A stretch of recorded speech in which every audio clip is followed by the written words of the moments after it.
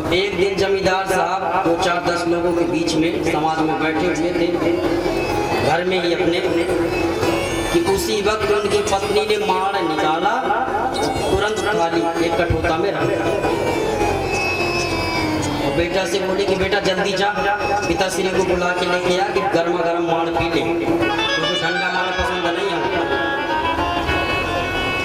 अब ये बेटा गया तो बड़े जमींदार सबके बीच में बैठे थे, बोले किस भाषा में बोलूं, ऐसे कहूँगा कि मार पी लो, तो सब कहेंगे इतने बड़े जमींदार बताओ मार पी के रखे, बेइज्जती हो जाएगी हमारी। तो बेटा ऐसी शब्द शैली में बोला कि कोई नहीं समझ पाया और जमींदार साहब तुरंत समझ। बेटा कहता पिताश्री धानुपुर से माड़ू जी आए हैं और कठौता घाट में बैठे हुए हैं, जल्दी जाके मिल लो नहीं तो शीतलपुर को चले जाए। बोलो राधे राधे। तुरंत जमींदार साहब समझ गए कि भाई ये माड़ बिल्कुल गर्मा गर्म है और लोग जो बैठे थे और कठौता घाट में कहीं बैठे होंगे, जल्दी जाके मिल लो नहीं तो शीतलपुर नाम के शहर को चले जाए।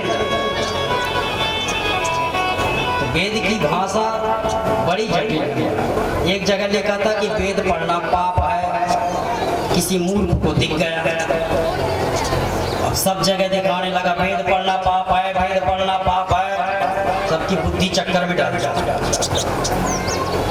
सबसे दिखा रहा, कहा लिखा भाई लिखा वेद पढ़ना पाप, सच में लिखा था वेद पढ़ना पाप है। जब किसी पढ़े लिखे विद्वान व्यक्ति के पास लेके गया, जब उसको दिखाया कि ये वेद पढ़ना पाप है, उसने जब हाथ हटा के देखा तो उसमें लिखा था अशौच अवस्था में वेद पढ़ना पाप। तो आगे की लाइन तो छुपा रखी है, पीछे की लाइन दिखा रहा वेद पढ़ना पाप, वेद पढ़ना पाप। अशौच अवस्था में मानी अपवित्र जगह में, गंदी जगह में वेद पढ़ना पाप। परंतु मूर्ख व्यक्ति क्या समझे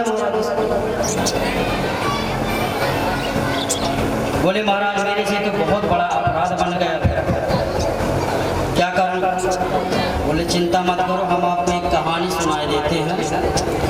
गणेश की सखा सह खेलती खादती सब सखा, जो साथ में खेले साथ में खाए वही सखा। एक दिन पुरंजन अपने मित्र अभिज्ञात से बोला, भैया अभिज्ञात घूमना चाहते हैं यार, चलो कहीं घूमने के लिए चलते हैं। अभिज्ञात बोला हमारी घूमने की इच्छा नहीं है भाई, तुम्हारी ज़्यादा इच्छा हो रही तो आप चले जाओ। ठीक है, अभिज्ञात बोला हमको मत भूल जाना भैया। बोले अरे मित्र आप तो मेरे घनिष्ठ मित्र हो, आपको कैसे भूल जाऊंगा। ठीक है जाइए। अब पुरंजन लाखों शहर घूमा, इसको कोई भी शहर पसंद नहीं। छोटे छोटे शहर गया, बड़े बड़े शहर गया, कोई शहर पसंद नहीं। जा रहा था कि एक सामने से नवद्वार की एक पुरी दिखाई, सुंदर नगरी, बड़ी दिव्य नगरी थी, से इसको पसंद आ, बहुत सुंदर नगर भैया। प्रवेश किया तो प्रवेश करते ही क्या देखता है कि एक उसमें मालकिन थी, वो जा रही थी और उसके 5 सैनिक एक तरफ 5 सैनिक एक तरफ, बीच में ठाठ से जा रही थी और एक 5 फन का नाग भी था उसके साथ में, तो निरंतर उसके साथ में था। रंजन बोला भाई ये तो बड़ी है, क्या बड़ी मालकिन है भाई इस शहर की, चलो इससे कुछ बात करें। बोले कहो देवी जी क्या नाम है आपका?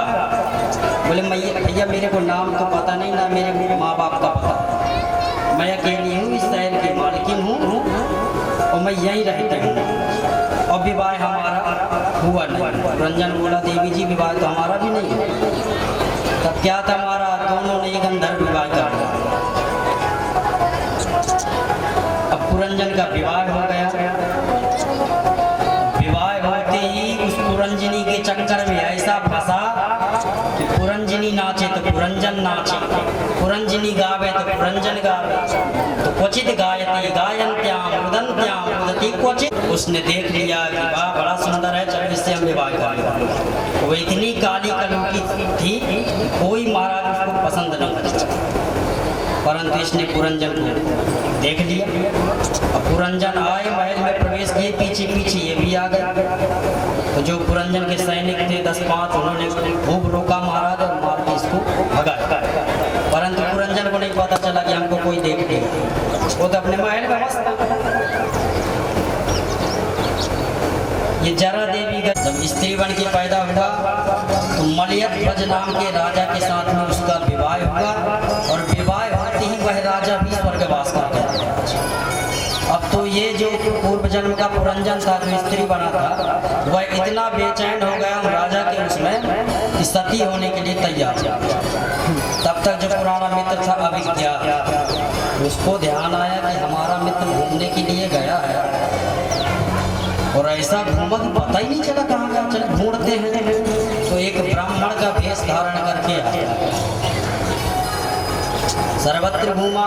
क्या देखते हैं कि एक चिता बनी हुई है, उसमें एक व्यक्ति लेटे है, साथ में ये औरत बनी हुई पुरंजन लेटा बैठा हुआ है। दूर से देख करके पहचान गया, अरे मित्र कहाँ सत्ता हो रहा है, सती हो रहे हो महाराज। वो तो एकदम चौंक गया कि अरे भाई तू मेरे को कैसे बोला? मैं अपने पति के साथ में सती हो रही हूँ। अरे बोले वाह मित्र, तुम तो उनको बिल्कुल ही भूल गए एकदम। बहुत ध्यान दिलाया कि हम लोग मानसरोवर के हंस बन के विचरण किया करते थे, बहुत जोर डाला महाराज मस्तक पर, तब जाके उसको ध्यान आया। दोनों मित्र साथ में चले गए। बोल वृंदावन बिहारी लाल की। नारद जी बोले महाराज कुछ समझ में आया? बोले महाराज कथा तो बहुत अच्छी लगी पर पल्ले कुछ नहीं पड़ी। बोले समझाइए महाराज, हमने बहुत वचन दिया कि नहीं प्रभु आपको कैसे बोले। लाखों शहर घूमे, छोटे छोटे शहर, चींटे बने, मच्छर बने, ये सब छोटे छोटे शहर। बड़े बड़े शहर घुमा, हाथी बने, घोड़े बने, ऊँट बने, ये सब बड़े बड़े शहर, परंतु कोई शहर पसंद नहीं आया। एक नवद्वार की पुरी दिखाई पड़ी। नवद्वार की पुरी क्या है? बोले मानव देह। मानव देह को देख करके प्रसन्न हो गया महाराज, वाह बड़ी सुंदर नगरी है। जैसे ही इसके अंदर प्रवेश किया कि एक सुंदरी दिखाई पड़ी। ये सुंदरी कौन है? बोले बुद्धि देवी। ये बुद्धि का ही पूरे शरीर में राज चलता हमारा। बुद्धि यदि कह दे कि भैया कथा हो रही है चलो सुनने चले, वही कथा वही प्रवचन। जय राधे राधे, जय राधे राधे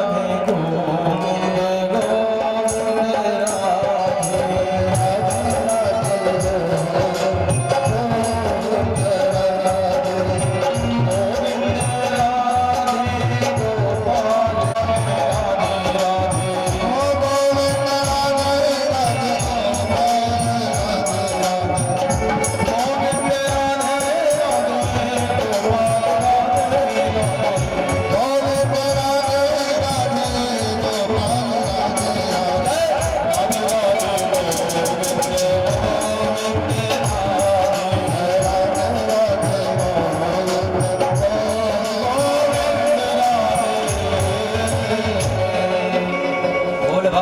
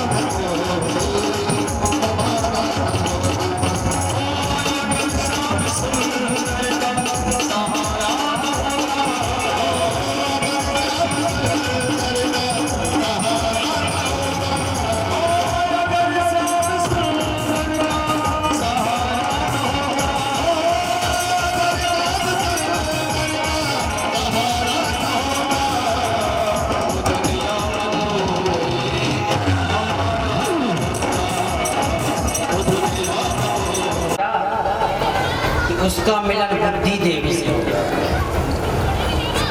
बुद्धि से मिलते ही इतना बुद्धि में रम गया कि जैसा बुद्धि करने लगी वैसा ही हम लोग करने लगे।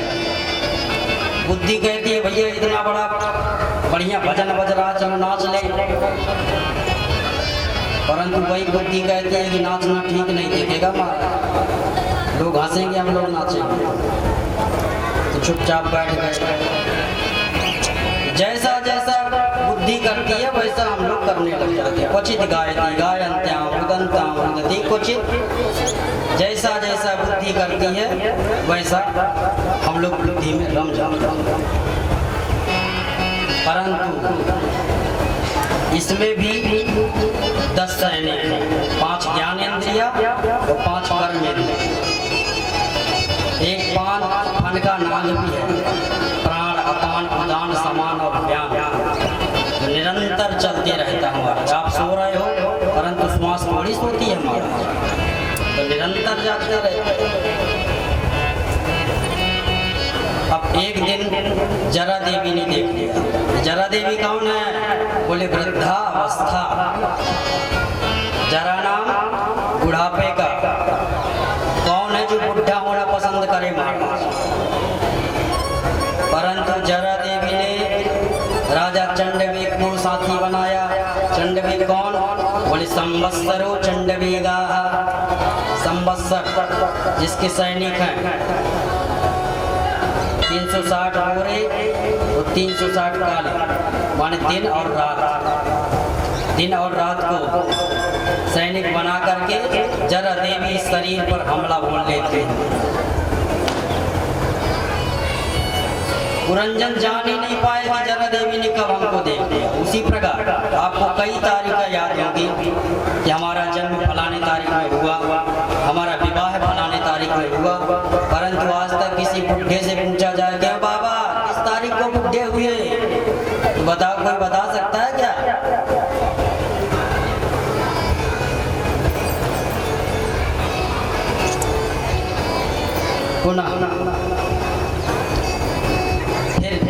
जब हमको पूरी तरह से बुद्धि में रम जाते हैं तब परमात्मा स्वयं आता है गुरुदेव के रूप में। गुरु साक्षात परब्रह्म। साक्षात देखो भगवान आके ये तो नहीं कहेंगे कि मैं भगवान हूँ, पहचान तो आपको ही करना पड़ेगा। तो ब्राह्मण भेष बना करके आए और बहुत याद दिलाया, बहुत माथे में जोर लगा, कथा सुना के भगवान के चरित्रामृत सुना करके आपको सच्ची जहाँ के थे आप वहाँ की बातें बतलाई और आप चुपचाप चले। प्राचीन बड़ी साहब समझ गए महाराज, मैं समझ गया कि ये सब फालतू का खेल है, केवल भगवान में चरण कमल में प्रीति लगा लो, बस वही जीवन की सार्थकता है। इस प्रकार राजा प्राचीन बलि का कल्याण हो गया। इन्हीं के वंश में आगे चल के प्रचेतागण जा रहे थे कि अचानक रास्ते में नारद जी मिल गए। तो नारद जी को प्रणाम करके पूछा कि बताओ महाराज भगवान सबसे जल्दी प्रसन्न कैसे है, क्या करें जो जल्दी भगवान प्रसन्न हो? नारद जी कहते हैं 3 बातों को ध्यान रख लो तो भगवान बहुत जल्दी प्रसन्न हो। कौन सी 3 बातें है महाराज? दयेन वा सर्वेन्द्रियोपशांता च यस्यासु जनार्दनः सर्वभूतेषु दयः। प्राणी मात्र पर दया करने से कौन? दूसरा सूत्र संतुष्टायेन केन वा। भगवान ने जितना दिया है, जो भी दिया है, बस उसी में संतुष्ट रहो। और एक बात बताएं, यदि भगवान ने आपको स्वस्थ शरीर भी दिया है तो लाखों से नहीं करोड़ों से ऊपर दिया। कैसे महाराज? बोले इसी संसार में लाखों लोग अंधे हैं, लाखों लोग बहरे हैं, लाखों लोग गूंगे हैं, लाखों लोग लंगड़े हैं, ऐसे कर करके महाराज करोड़ों लोग हैं स्टैंड हो तो भी। आपको यदि भगवान ने स्वस्थ शरीर भी दे दिया है तो आप लाखों से नहीं करोड़ों से ऊपर। हम लोगों की दृष्टि हमेशा ऊपर वालों की तरफ जाती है, छोटों की ऊपर। जैसे एक बार एक व्यक्ति था, उसका एक पैर बहुत लंबा, एक पैर, उसके नाप का कहीं जूता नहीं मिलता था बाजार। एक दिन बाजार में गया कि अचानक उसका जूता फटा। तुरंत दुकान में गया तो दुकान वाला हाथ जोड़ते ही नमस्कार कर लिया, महाराज ऑर्डर दे दो तो बन जाएगा, नहीं तो नहीं मिल सकता। अब बड़बड़ाता हुआ निकला, भगवान को गालियां देते, मेरे कोई ऐसा पैर बना दिया, महाराज जूता नहीं मिल रहा ना। बहुत बड़बड़ाता हुआ निकला। जैसे ही बाहर निकला दुकान के तो क्या देखता है कि एक लंगड़ा व्यक्ति था जिसके हाथ पैर दोनों नहीं थे महाराज, वो बैरिंग की गाड़ी बना करके नीचे घिसलता हुआ जा रहा था। तब उसको समझ में आया कि वाह, प्रभु ने भैया देखो हमको तो कम से कम 2 पैर बड़े जूता नहीं मिल रहा, कम से कम पैर तो दे दिए सुरक्षा। तो जब हम नीचे तरफ दृष्टि डालेंगे तब भगवान की कृपा हमको दिखाई देती, परंतु हम नीचे वाले को नहीं देखते, हमेशा ऊपर वालों को देखते। वही सबसे बड़ी समस्या है, इसीलिए दुखी रहते हैं। ये 3 बातों को ध्यान करना चाहिए। सर्वेंद्रियोपशांता, इतना आपने कर लिया यदि तो सत्यासु जनार्दनः, जनार्दन आसुतुष्यति, भगवान तत्क्षण प्रसन्न हो जाएगा। भोवा दरिद्रो हि विशाल तृष्णा, जब आवे संतोष धन सब धन धूलि समान। जब व्यक्ति के अंदर संतोष धन आ जाता है ना तो उसको सारा धन धूल के समान लगेगा। और यदि आपके अंदर संतोष नहीं है तो अरबों खरबों के मालिक बन जाओ महाराज, ये भी संतुष्ट होने वाले नहीं।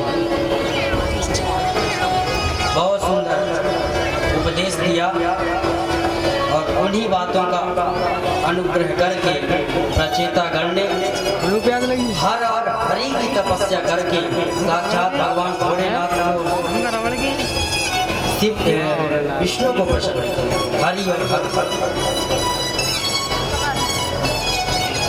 अब जो महाराज मनु महाराज के जो बड़े भक्त थे,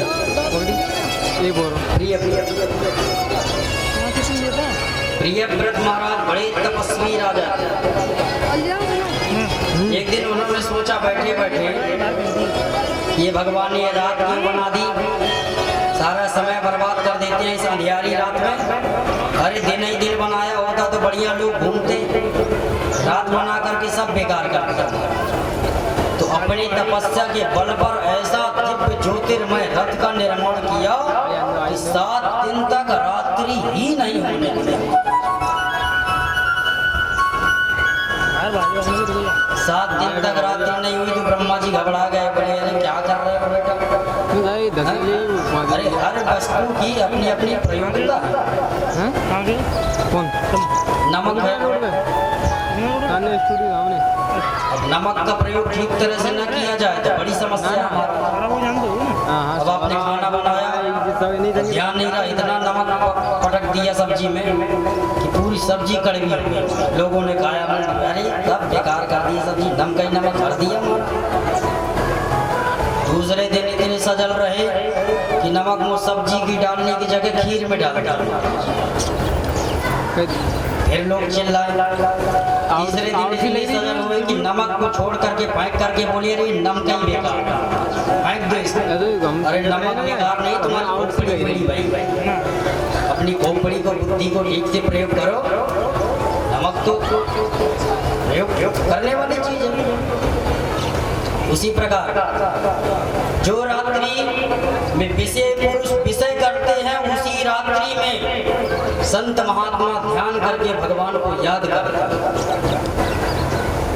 हर वस्तु प्रायोगिक है, ठीक से उसका प्रयोग करना होना चाहिए। ब्रह्मा जी की बात को समझ गए और अनुग्रह त्याग दिया, जिससे नवखंडों का निर्माण हुआ। जम्बूदीप, लक्षद्वीप, कुशद्वीप, क्रोचद्वीप, शाकद्वीप, सालमणिद्वीप, उत्तरद्वीप, ये सब नवखंडों के नाम। 9 पुत्रों में बंटवारा किया, जिसमें बड़े पुत्र हुए नाभि। नाभि महाराज के पुत्र बनकर के आए भगवान ऋषभ। बोल ऋषभ भगवान की। ऋषभ भगवान का विवाह इंद्रपुत्री जयंती के साथ हुआ। जयंती के साथ विवाह करके महाराज 100 पुत्रों को जन्म दिया, जिसमें बड़े पुत्र का नाम हुआ भरत। जिस भरत के नाम से इस भारत वर्ष का नाम पड़ा है। बोल भारत माता की। भरत के नाम से यह भारत है महाराज। इतने तपस्वी थे भरत जी। सबने उपदेश सुना। भरत जी महाराज पागल होकर के विचरण करने लगे, नंगे होकर के घूमते, मल मूत्र में वहीं बैठ जाते हैं। किसी प्रकार का देह भान सब भूल गए। उनकी वायु क्रिया का अनुकरण किया अरहन नाम के राजा ने। वहीं से जैन वंश का शुभारंभ हुआ। एक पार्टी के रुपये कितने देते हैं? अरहन नाम के राजा ने अनुकरण किया। 15 से 20। इसीलिए जैनियों में साधु होते हैं दिगंबर, श्वेतांबर, 15 प्रकार के साधु। जैन देव का ही, जैन का जो वंश है वह सब भगवान से प्राप्त। ना हम तो साधु। तो भरत जी महाराज तपश्चर्या कर रहे थे। एक दिन गंडकी नदी में स्नान करके सूर्य भगवान को अर्घ्य दे रहे थे कि एक दिन गर्भणी मृगी आई और पानी पीने लगी। पानी पीते पीते उसे शेर की दहाड़ सुनाई पड़ी। कि शेर की दहाड़ को सुन करके महाराज तुरंत जल में छलांग मार दी। प्रसव की पीड़ा बढ़ गई और प्रसव की पीड़ा बढ़ते ही मृगी के गर्भ से एक छोटे से बच्चे का जन्म हो। प्रसव पीड़ा इतनी बड़ी कि मृगी तो तुरंत मर, परंतु वो बच्चा तुरंत पानी में छटपटाने लगा। भरत जी बोले कि अगर जो तुरंत नहीं बचाया तो निश्चित यह बच्चा भी मर। भरत जी ने मारी छलांग और जा करके बच्चे पूरी व्यवस्था उसकी कर दी। भरत जी का चित्त इतना चिपकने लगा उस मृगी के प्रेम में कि महाराज जो पहले 3 बार भजन करते थे अब एक बार भी करना असंभव। ऐसा महाराज प्रेम उस मृगी। अंत में एक दिन सजाती मृगों का झुंड आया और वह सजाती मृगों के झुंडों के साथ वह मृग भाग चला गया।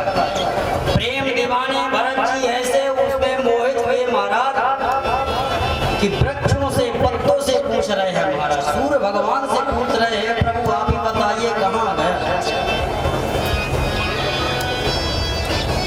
अंत में मृगी का चिंतन करते करते देह को त्याग दिया।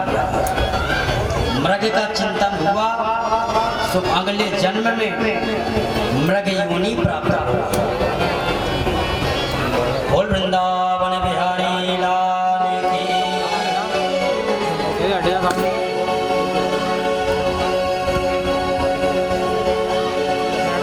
हर किस गालिया सहारा प्राणी बहता ये जग सारा है, बहता ये जग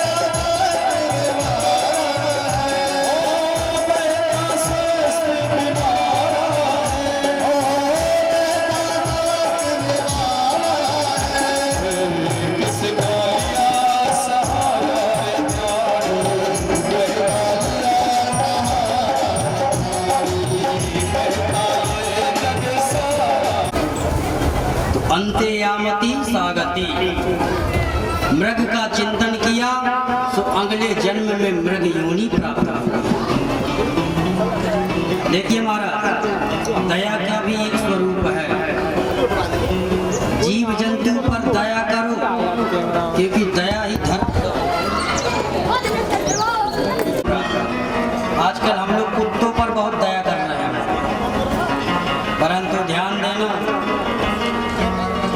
मरते समय कहीं कुत्ते का चिंतन हुआ फिर वही बनना पड़ेगा। बोलो राधे राधे। इसलिए दया भी जरा संभाल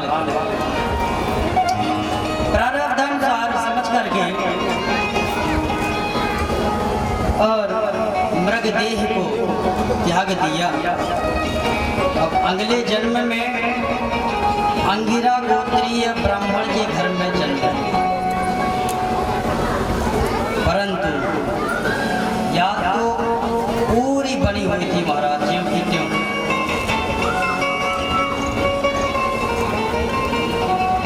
चार भैयाओं में सबसे छोटे हुए, मन में सोच लिया कि बिल्कुल चक्कर में नहीं फंसने वाला, अब की बार तो भजन करेंगे। चारों भैया पढ़ लिख करके बन गए विद्वान, परंतु इनको पिता श्री कहते हैं कि बेटा वेद पढ़ो, तो बोले ठीक है महाराज पढ़ाओ। अब गायत्री मंत्र पढ़ाना प्रारंभ किया। पिताजी जब से आप पढ़ा रहे थे तब से देख रहा था कि इस बिल में 474 महाराज चींटी घुस गई। बोले मूर्ख कहीं का, मैं गायत्री मंत्र पढ़ा रहा हूँ, चींटियां गिन रहा है, बिल्कुल मूर्ख है। इसलिए नाम ही रख दिया जड़ भरत। जड़ भरत के नाम से विख्यात हो गए महाराज। बोलो राधे राधे।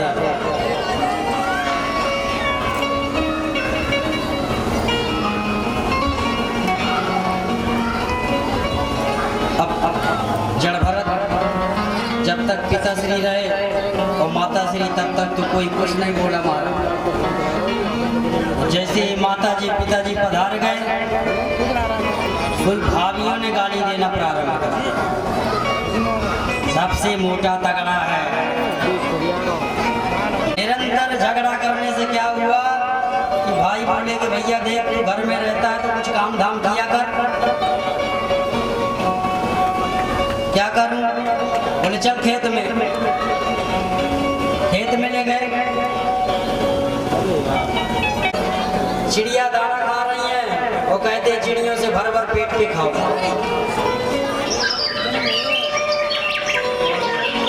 एक भी चिड़ियों को उड़ाया नहीं मारा। क्या कहते हैं चल भरत जी, राम जी की चिड़िया राम जी का खेत, खाओ रे चिड़िया भर भर पेट। राम जी की चिड़िया राम जी की खेत, राम जी की चिड़िया राम जी की खेत, खाओ रे चिड़ियों भर भर पेट, खाओ रे चिड़िया भर भर पेट। राम जी की चिड़िया राम जी की खेत, खाओ रे चिड़ियों भर भर पेट।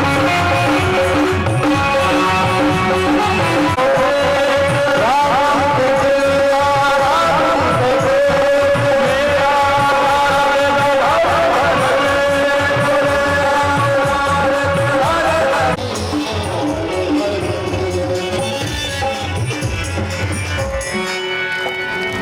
राम जी की चिड़िया और राम जी का ही खेत, हम क्यों डांटे महाराज इनको? बोले ये तो जाएगा तो मैं नर बलि चढ़ाऊंगा। माता भगवती की कृपा से उसके घर में पुत्र हो, तो बोले ढूंढ के लाओ जो मिल जाएगा। चारों तरफ ढूंढे महाराज और कोई तो मिला नहीं, महाराज जी पड़े मिल गए। तो लेकर के आ गए, चलो इन्होंने कोई किसी प्रकार का विरोध नहीं किया, चले और लेके गए तो बढ़िया बढ़िया स्नान कराया, नए नए वस्त्र धारण कराए और बढ़िया खाने की व्यवस्था महाराज 56 प्रकार के व्यंजन बनाए जा रहे हैं। जड़ भरत जी मन में मुस्कुरा रहे हैं कि बड़ा स्वागत हो रहा है भैया, गजब खाने की व्यवस्था है आज। परंतु जब मंदिर में ले जाकर के कहते हैं बाबा करो दंडवत, जो दंडवत किया कि 7 तलवार ले लेके खड़े हो गए। जड़ भरत जी बोले भैया ये क्या को दिखा रहे हो? बोले महाराज माल पूरा फिरी के नहीं थे महाराज, अभी तक जो सेवाएं आपने स्वीकार की अब इसको भी स्वीकार करो। जड़ भरत जी बोले तो दुनिया बड़ी विचित्र है भाई, पहले खिलाती है फिर मारती है। परंतु चलो जैसी भगवत इच्छा, ब्रह्म ज्ञानी को देह को समाप्ति ही समझते हैं हर समय। सिर झुका के बैठ गए। भद्रकाली ने देखा कि ओहो ये मूर्ख को देखो ब्रह्म ज्ञानी की बलि चढ़ा कि सचोट जय देवी भद्रकाली।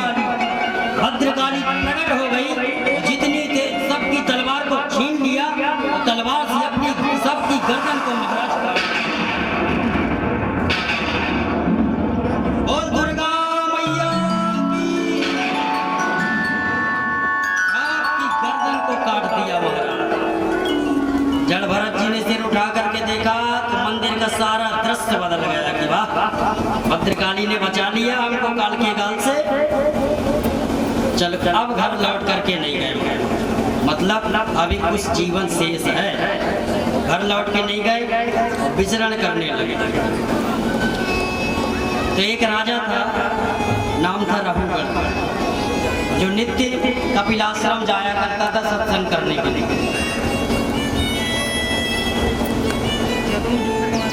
कि पालकी में बैठ के जा रहा था कि अचानक पालकी का भारवाहक बीमार पड़ गया। एक बीमार पड़ा, पालकी रुक गई महाराज। रघुगण बोले तो पकड़ लो, जो मिल जाए उसको लगाओ, हमारा तो पूरा राज्य है। और कोई तो मिला नहीं, महाराज जी मिल गए सब। ए बाबा, बाबा को देखते ही समझ गए कि हट्टा कट्टा है, खाया पिया बढ़िया पालकी धोएगा। पकड़ के लेके आए, ए बाबा चल लग जाओ पालकी। लग गए, ठीक है भैया रख दो भार। कंधे में लेकर के विचरण कर रहे थे, जा रहे थे। अब संत महात्मा तो नीचे देख करके चलते हैं महाराज कि कोई चींटी मटा कोई भी जीव जंतु हमारे पैर से मर ना जाए। तो आगे बढ़े कि रास्ते में एक चींटा दिखाई पड़ा, और चींटा दिखाई पड़ा कि तुरंत जड़ भरत जी छलांग मार दिया। अब भार की वाहक, भार लेने वाला यदि कूदे महाराज तो बैठने वाले का क्या हाल होगा समझ लीजिए। इधर जड़ भरत जी कूदे कि राजा की खोपड़ी चट्टा, खोपड़ी में जोर का झटका लगा महाराज। सोई बोले भार भागो, मर मर के पालकी ढो रहे हो और फिर भी मर मर के चल रहे हो,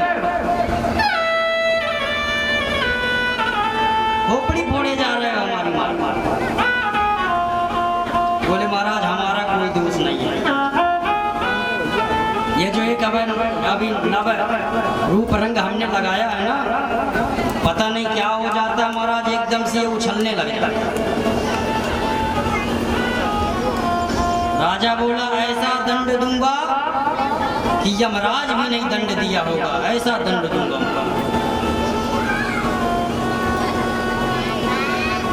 रघुगण पालकी से झांक करके देखते हैं कि जड़ भरत जी का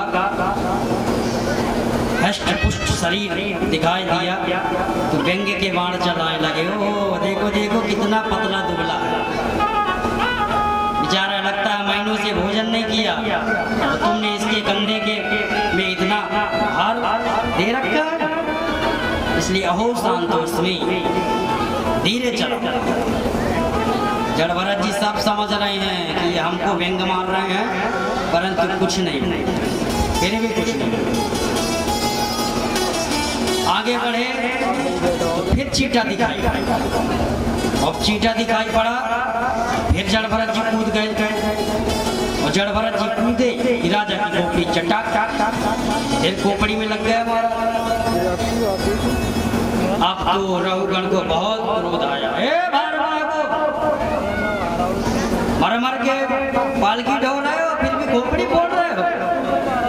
बताता हूँ। बहुत महाराज गालियाँ दी तो जड़ भरत जी से अब नहीं करता। बोली अब अगर जो इसको नहीं बोलेंगे तो ये ऐसे ही डांटते रहेंगे। और संत कब बोलते हैं? जब उन्हें कोई पात्र दिखाई पाए। जड़ भरत जी जानते हैं ये राजा है, राजसी अभिमान है इसके अंदर, परंतु सत्संग करता है, संतों की शरण में जाता है। पात्र बहुत अच्छा है, राजसी अभिमान यदि इसके अंदर से निकल जाए तो अद्भुत पात्र है। जड़ भरत जी बोल दिए, त्वयोदितं वक्रम में प्रलब्धम। अरे राजन, किसको मारने की बात करते? यज्ञोपवीत पहने थे। बोले ओहो, ये तो लगता है कोई ब्राह्मण ब्रह्म ज्ञानी संपन्न, क्योंकि इसके मुख से तो वेद वेदांत की भाषा चलता है। तुरंत कूद पड़े महाराज राहुगढ़ और जाके चरणों में गिर गए जड़ भरत। बोले महाराज मुझे किसी से डर नहीं लगता, मुझे यमराज से भी डर नहीं लगता। जड़ भरत जी बोले तो क्यों गिड़गिड़ा रहे हो? बोले महाराज मुझे डर लगता है तो केवल ब्राह्मण की क्रोध से, क्योंकि ब्राह्मण यदि क्रोध कर ले सारे वंश को ही समाप्त कर देता। कुलम समूलम दहति ब्रह्मस्ववारिणी पावका। जड़ भरत जी बोले हैं तो हम भी ब्राह्मण, पर खतरनाक नहीं है, चिंता मत करो। परंतु एक आपके वचनों का प्रश्न है महाराज। आप कह रहे थे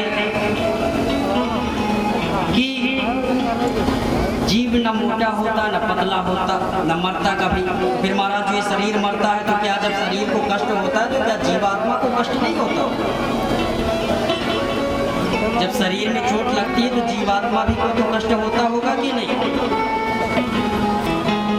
जड़ भरत जी बोले राजन, हो तो तुम महामूर्ख, परंतु संतों का संग कर करके वेद की भाषा बोलना सीख गए।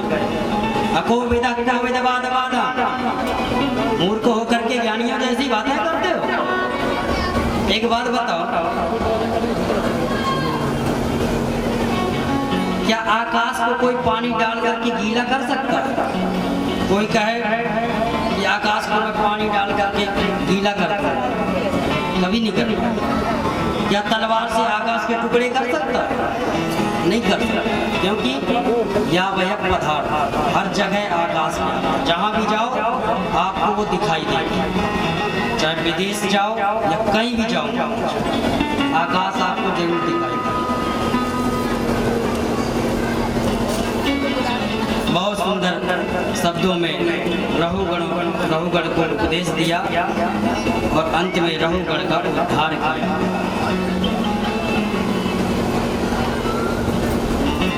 जड़ भरत जी महाराज परम सिद्ध कोटि को प्राप्त हुए।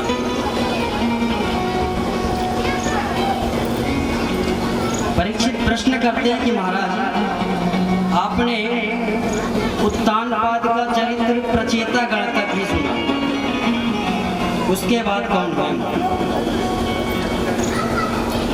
बोले प्रचेता गण के परम प्रतापी पुत्र हुए दक्ष। ये दूसरे दक्ष, वो खतरनाक दक्ष नहीं है। दक्ष ने 60 कन्याओं को पहले 1000 पुत्रों को जन्म दिया। 1000 पुत्रों को जन्म दिया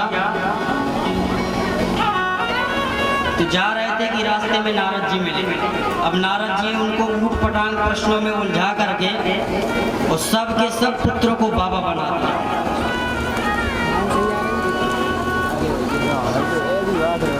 दक्ष को बहुत क्रोध आया कि हमारे बच्चों को बाबा बना दिए, जो अभी घर गृहस्थी देख नहीं पाए उनको महात्मा बना दिए। बहुत क्रोध आया, परंतु अपना क्रोध पी के रह गया। अब की बार 100 पुत्रों को जन्म दिया, उनको भी नारद जी ने महात्मा बना। बोले महाराज हमको ज्ञान का उपदेश दो। नारद जी कहते हैं कि ये बताओ कि दोनों ओर बहने वाली नदी का क्या नाम है? नहीं बता पाए। बोले ऐसा कौन सा बिल है जिस बिल में जाने के बाद कोई निकल नहीं पाता? नहीं बता पाए। फोटो भी चल रहा बोले ऐसा कौन सा पक्षी है जो विचित्र भाषा बोलता है? आपको महात्मा आपको महाराज दक्ष को क्रोध आया। नारद जी ने हमारे 1000 पुत्रों को भी बाबा बना दिया, 100 पुत्रों को भी महात्मा बना दिया। और इतना क्रोध आया कि उसी वक्त सामने से नारद जी दिखाई पड़े। नारद जी को देखते ही इतना क्रोध हुआ महाराज, यहो असाधु साधु नाम साधु लिंगे न नस्पयः। हे नारद जी, मैं तुम्हें श्राप देता हूँ कि तस्मात् लोकेषु ते मूढ़ा न भवेत् भ्रमतः पदम। तेरा पैर एक जगह से दूसरी जगह कभी टिकेगा नहीं। जब मेरा श्राप, नारद जी को भयंकर श्राप दे दिया। अब नारद जी चाहते तो बदले में न जाने कितने श्राप, परंतु नारद जी ने ऐसा नहीं किया। अपने क्रोध को पी के दक्ष उनसे सहानुभूति हुआ कि भैया चलो कुछ भी है, नारद जी ने हमको श्राप तो नहीं दिया। नारद जी मन में सोचे कि ठीक ही है, बहता पानी और रमता जो भी ठीक ही रहता है। महात्मा को भी एक जगह कहीं रहना नहीं चाहिए।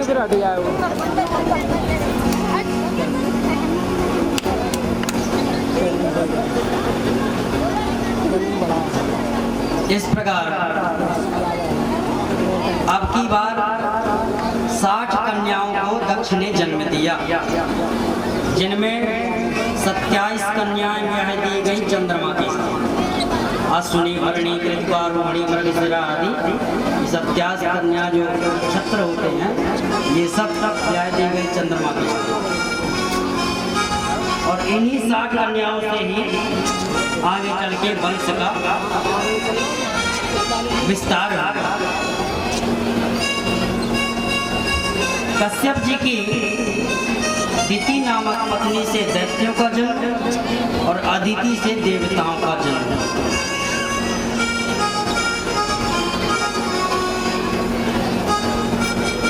महाराज 3 सिर थे महाराज, और इतने ब्रह्मज्ञानी थे कि एक बार देवताओं के भी गुरु बने। इतने ब्रह्मज्ञानी। परीक्षित ने पूछ दिया, महाराज देवताओं के गुरु तो बृहस्पति जी हैं, फिर विश्व रूप क्यों बने? बोले एक बार इंद्र के दरबार में नाच गाना हो रहा था। इंद्र नाच गाने में मस्त थे, व्यस्त थे। उसी समय गुरु जी आ गए। अब इंद्र गुरु जी को देख के कहता है कि अरे इनके स्वागत के चक्कर में नाच गाना बर्बाद हो जाएगा, फालतू देखते ही नहीं है इनके चक्कर। गुरु जी सोचे कि वाह चेला, हमको भी देख करके मुँह घुमा रहा है। तब तो गुरु जी तुरंत अंतर ध्यान चले गए वहाँ से। अब गुरु जी नहीं तो ज्ञान कहाँ से प्राप्त करें? ब्रह्मा जी के पास पहुँचे। बोले ब्रह्मा जी नहीं बनने वाले।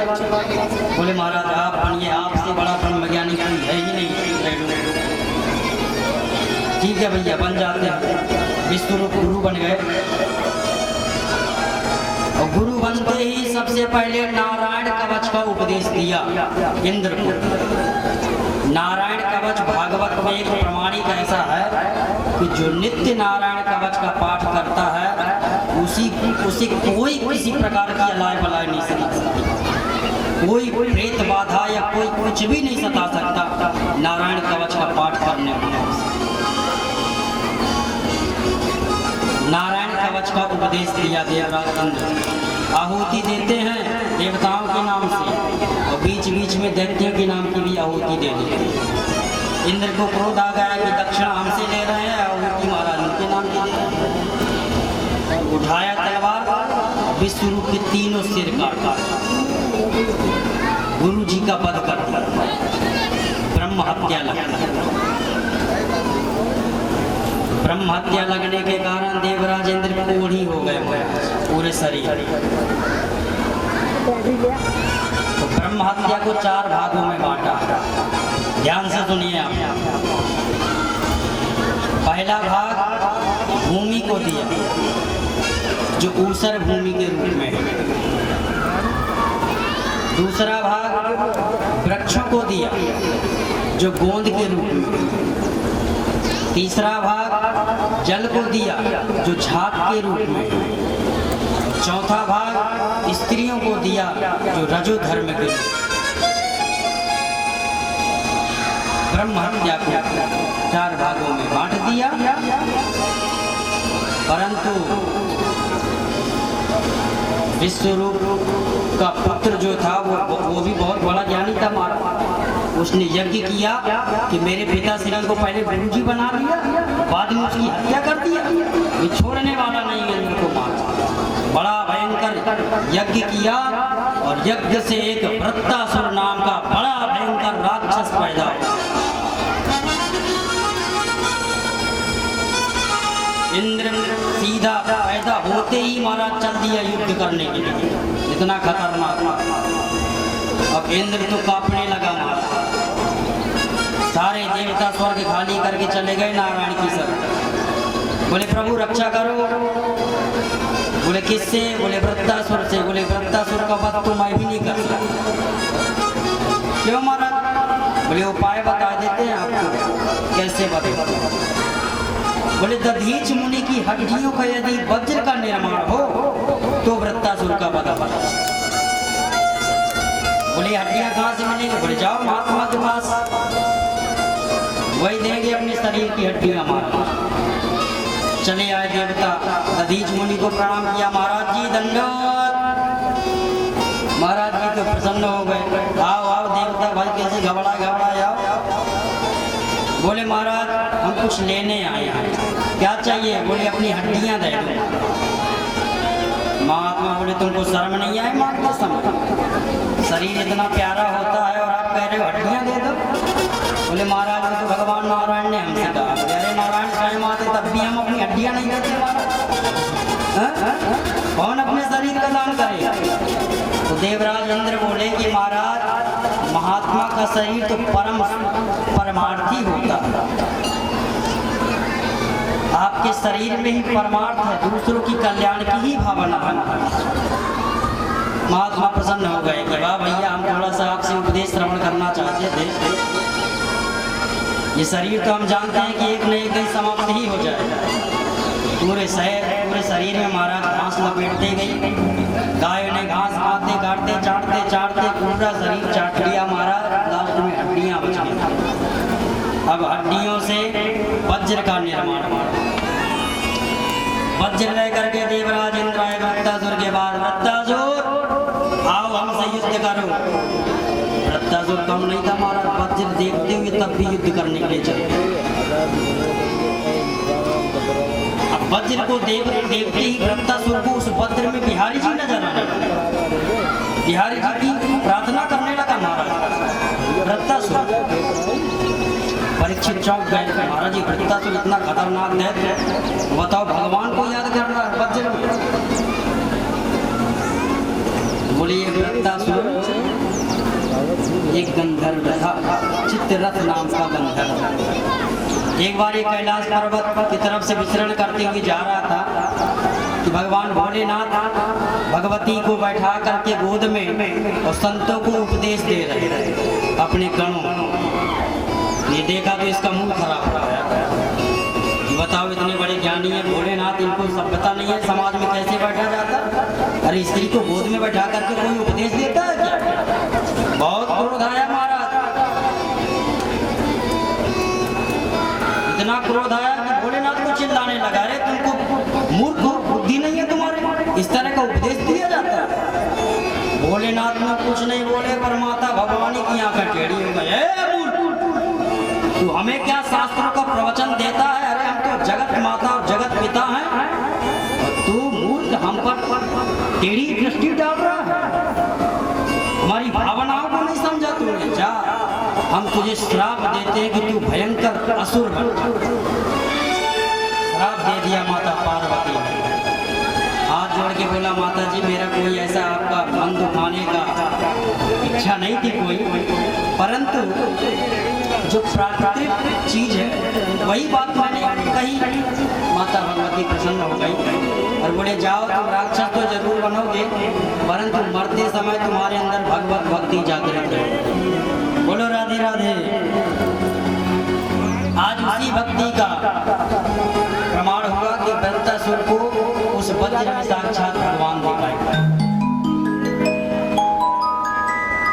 युद्ध छिड़ गया महाराज, भयंकर हाथी में बैठ करके आए देवराज इंद्र कि वृत्तासुर ने घुमा करके एक मुक्का हाथी में मार दिया कि हाथी गिर गया, इंद्र के हाथ का वज्र छूट गया। अब तो इंद्र घबराया। वृत्तासुर कहता इंद्र उठा लो इस वज्र को, क्योंकि इस वज्र के बिना मैं मरने वाला नहीं हूँ। इंद्र तो बड़ा लज्जित हुआ कि बताओ, वज्र उठाने में भी शर्म आई महाराज देवराज इंद्र, परंतु क्या करें, जानते थे कि ये वज्र के बिना मरने वाला। वज्र उठाया, जो वृत्तासुर मारने के लिए हाथ उठाया कि वज्र से एक हाथ काट दिया, दूसरा हाथ उठाया कि दूसरा हाथ काट दिया। अब तो इतना विकराल दिखने लगा बिना हाथ का, मुंह फाड़ करके ऐसा मारा, श्वास लिया कि इंद्र को ही अंदर पेट में डाल दिया। सब देवता घबराए कि अरे देखो देखो, ये तो इंद्र का ही नाश्ता कर गया हमारा। अब क्या करें, परंतु नारायण कवच की शक्ति थी और हाथ में वज्र था। तो 1 साल बाद देवराज इंद्र पेट के बाहर आता। बोल वृंदावन बिहारी लाल की जय। इस प्रकार से वृत्तासुर का उद्धार किया। नरकों का वर्णन किया है। बोले महाराज ये नर्क कहा और नर्क कितने प्रकार के होते हैं यह बताया।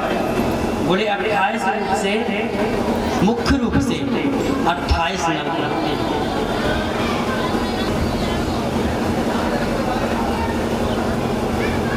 मुख्य रूप से 28 नर्क होते हैं। रौरव, महारौरव, कुंभीपात, लाला भक्ष, वैतरणी, प्यूयो, प्राणरोध, ये सब नरकों के नाम।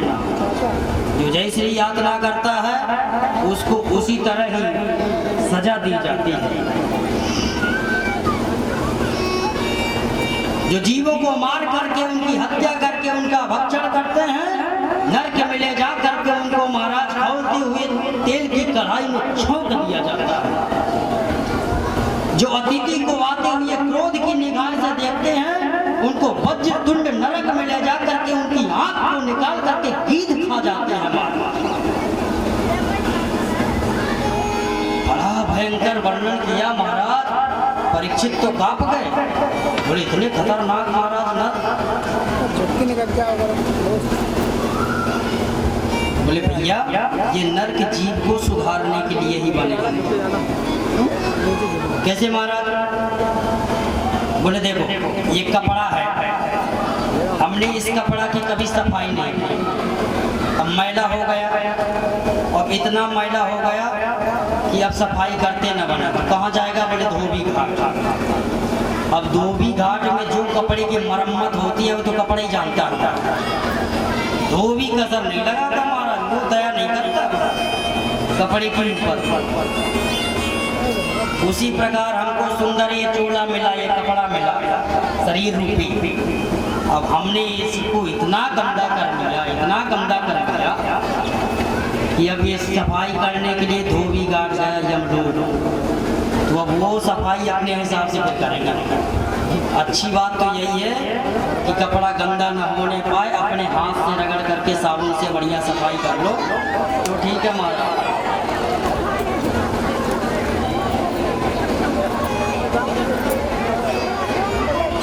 महाराज बड़ी ये तो तरीका है। बोले ये तरीका सुधारने के लिए बना जीवों को, परंतु महाराज कोई अच्छा सा बढ़िया सा आप ही कुछ उपाय बता दो जिसमें हमको कपड़ा धोबी घाट न भेजना पड़े और यही ठीक हो जाए। छोटा सा कोई उपाय सुखदेव बाबा कहते हैं परीक्षित ध्यान से सुनो। तब फिर यहाँ पर अजामिल की कथा सुनो। कन्नौज में रहने वाला ब्राह्मण अजामिल परम भक्त था, परम संत था, और महाराज एक दिन संविदा बीनने के लिए जंगल में गया कि एक स्त्री को देख करके उसका मन मलिन हो गया और साथ में उसी वैश्या के साथ में चला गया। अब इतने दोष उसके अंदर उत्पन्न हो गए, चोरी करता, डकैती करता, जीवों की हत्या करता, तमाम अधर्म जितने थे सब करने लगा और विवाह करके उसने 9 पुत्रों को जन्म दिया। सब के सब आतंकवादी। बोलो राधे राधे। अब आतंकवादी तो आतंकवादी को ही जन्म देंगे महाराज, कोई संत को थोड़ी पैदा करना है। बोलो राधे राधे। इतना खतरनाक मारा। अब एक दिन संत ब्राह्मणों की मंडली उसके घर में पहुंची। कुछ लोग होते हैं ना जो महात्माओं को परेशान करने के लिए गंदी जगह में पहुंचते। महात्मा ने पूछा कि बताओ सबसे अच्छा घर कौन सा है इस गांव में। इनको मजाक सूझा तो अजामिल के घर पे वही चले जाओ महाराज, वही सबसे अच्छा है, वो सबसे खतरनाक था। पूरे गांव वाले डरते थे महाराज, परंतु महात्मा क्या जान रहे तो चले गए। परंतु जो उसकी पत्नी थी वो संतों में श्रद्धा रखती,